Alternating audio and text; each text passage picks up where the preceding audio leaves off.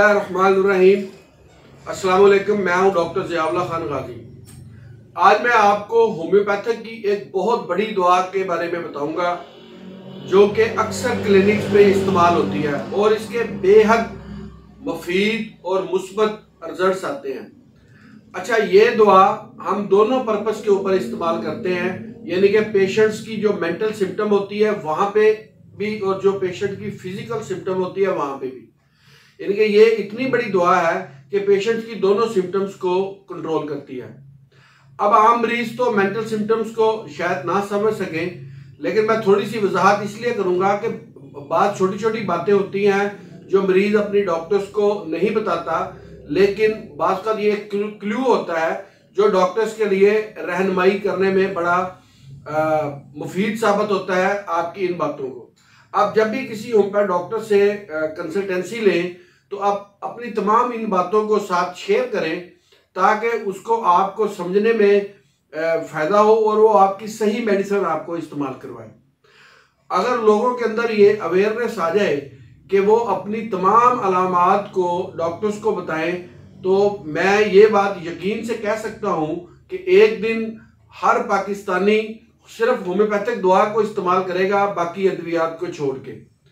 चूंकि इसके कोई साइड इफेक्ट नहीं है, इसके कोई नुकसानात नहीं है, इसलिए ये दवा पूरी दुनिया के अंदर इस पैथी के जरिए फायदा हासिल किया जाता है और पूरी दुनिया के अंदर होम्योपैथी की एक खास एक मकाम है और लोग इसको इस्तेमाल करते हैं। हमारे यहाँ सिर्फ कमी ये है कि हम ना खुद तावन करते हैं डॉक्टर्स के साथ अपनी अलामात बताने के अंदर कि हम सारी बातें बताएं ताकि वो हमें हमारी जो कॉन्स्टिट्यूशनल मेडिसिन है वो निकाल के दे कि उसका फायदा हो। तो चूंकि ये दवा बूथ पर्पस के लिए इस्तेमाल होती थी तो मैंने कहा कि भी मैं इसकी थोड़ी सी पहले वजाहत भी कर दूं। अच्छा, अब मेंटल सिम्टम्स पे पहले बात कर लेते हैं। अगर मरीज को गुनूदगी बहुत ज्यादा आ रही हो, यानी कि कोई वजह के बगैर उसे कोई प्रॉब्लम नहीं है, कोई परेशानी नहीं है, जिस समय कोई दर्द वगैरह नहीं है, लेकिन उसे सोने की आदत है, जहां बैठता है थोड़ी देर के बाद उसको गुनूदगी आती है और वो खराटे लेने लग जाता है, या खराटे नहीं भी लेता लेकिन उसे नींद आना शुरू हो जाती है। और ये नींद काहली, सुस्ती, ढीलापन और जिस्म के अंदर एक बेचैनी यानी रेस्टलेसनेस पैदा कर देती है।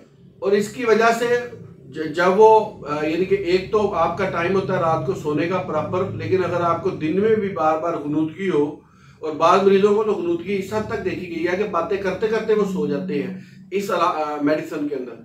अगर उसको गुनूदगी बहुत ज्यादा आ रही है और इसके जिल्द के ऊपर भी पसीना आना शुरू हो जाएगा, ये भी इस दवा की एक बड़ी अहम इलामत है। और इसकी मेंटल सिम्टम्स के अंदर मरीज के अंदर कुव्वत फैसला बहुत कम हो जाता है, यानी कि किसी भी बात का वो फैसला नहीं कर सकता, या कोई भी बात है वो उसे करने में घबराहट आती है, परेशानी आती है और किसी एक फैसले के ऊपर वो नहीं पहुंच सकता, यानी कि उसकी कुव्वत इरादी बहुत ज़्यादा कमज़ोर हो जाती है। ये जो मिर्गी होती है जिसे एपिलेप्सी कहते हैं, इसके अटैक्स के अंदर भी मरीज मदहोश हो जाता है और बहुत ज़्यादा गुनूदगी के अंदर चला जाता है और कुछ वक्त के बाद फिर दोबारा वो ठीक होता है या वो अपनी दूसरी जो अद्वियात वगैरह इस्तेमाल करता है। इस दवा के अंदर भी इसकी बहुत अहम अलामात होती हैं। अगर मरीज के ऊपर इंतहा की गुनूदगी हो और उसकी वजह से जो उसको मिर्गी के दौरे वगैरह पड़ते हो, वहाँ भी इसका इस्तेमाल इंतहाई मुफीद है। दूसरी जो इसकी आपको मैं ख़ास अलामत बताऊँ, ओपीएम का जो मरीज होता है इसके अंदर क्रॉनिक कॉन्स्टिपेशन यानी कि ज़िद्दी किस्म की कब्ज़ के अंदर इंतहाई मुफीद है। अगर किसी भी दवा से उसकी कब्ज़ ख़त्म ना हो तो आप ओपीएम वहाँ पे बहुत अच्छा काम करती है। और इसके साथ साथ उसको पेट के अंदर गिरानी सी भी महसूस होती है और उसको स्मॉल इंटेस्टाइन्स के अंदर पेट के अंदर, जैसे आम लोग कह देते हैं जी इसके पेट के अंदर सुद्दे बन गए हैं आंतों के अंदर, जिसकी वजह से इसको वॉशरूम जाने की ख्वाहिश पैदा नहीं हो रही, तो वहाँ पे ये काम करती है। और फिर स्टूल के बाद उसको खाने वाली जगह पे बहुत ही दर्द भी महसूस होता है, जलन भी महसूस होती है, दर्द भी महसूस होता है। ये भी इस दुआ की बड़ी अहम अलामत है। इसी से मिलती जुलती एक अलामत ये के भी जो इसके ओपीएम के मरीज होते हैं, इनको जो यूरिन है वो अपनी मर्जी से नहीं कर सकते, यानी कि उसके अंदर खौफ होता है। खौफ की वजह से, ये मेंटल सिम्टम के अंदर है कि भी वो अपनी जो फिजिकल प्रोसेस है इसको पूरा नहीं कर सकते और उसको उनका जो यूरिन है रुक जाता है या फिर खुद ब खुद ही निकल जाता है।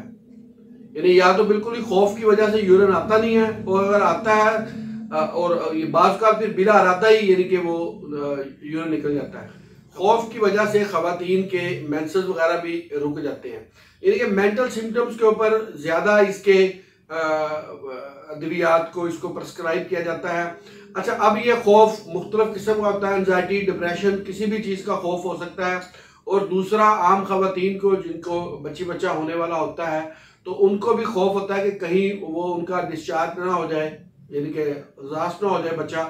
इस बात का भी खवातीन को खौफ होता है, इसकी वजह से भी उनको यूरिन रुक जाता है। ये खासतौर पे खवातीन की एक अलामत थी जो मैंने कहा आपके साथ इसको भी वजाहत के साथ बयान कर दूं। बहरहाल असाबी निज़ाम के अंदर बेहिसी की ये बहुत बड़ी दवाई है, यानी कि असाब को जब बेहस हो जाए, असाब जब अपना काम करना बंद कर दें तो वहां पे ओपीएम को इस्तेमाल किया जाता है।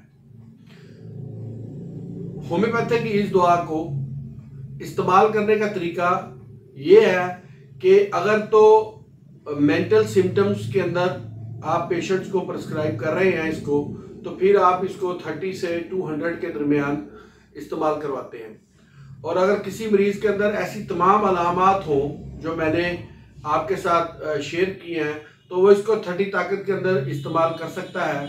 इसके 5 से 8 कतरे इस्तेमाल करें तो ये अलामात के अंदर काफ़ी हद तक कमी आ जाती है।